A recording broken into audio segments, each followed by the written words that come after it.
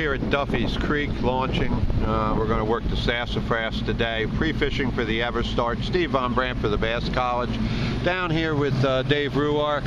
We're going to go out. He hasn't been out all over the Sass before, so it's just a little tour today for him, and I'm just hitting vital spots to check to see what size fish are in the Sass and pick out a few third day spots for Everstart. So hopefully things will pan out. We'll see what happens as we hit the hard cover and pads as the tide starts to come in.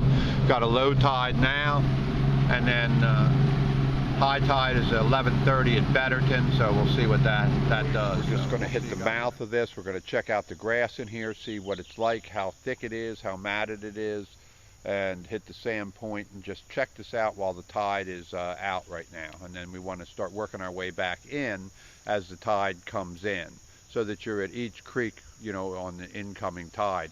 And I'm even going to run up under the bridge and see if the bass have moved in further back up in the town, where I usually don't bother with, because you got to go so slow during the tournament through that 6-mile thing on Saturday and Sunday that if they're not up in there and they're not the right size, you're just going to be wasting your time. So I'm going to check that out for you too, so we don't have to pre-fish that later and waste any time. What happened there, Dave? Well, I had one blow up on it. I gave it a good probably half a second.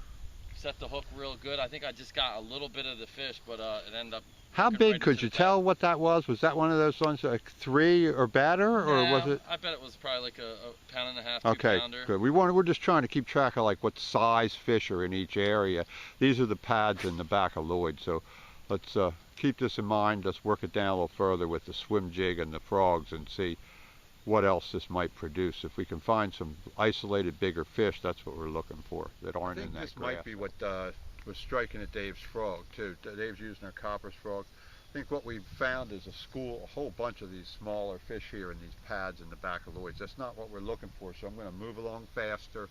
I'm going to keep throwing the swim jig and the copper's frog, popping frog, see what happens, see if we can find some bigger fish. If not, we're just going to get out of here. We'll hit some of the other two. See, there's another small one on the swim jig. Legal, nothing that you really want though. Back in the pads in the back of Turner's on the left-hand side before we get up to the docks.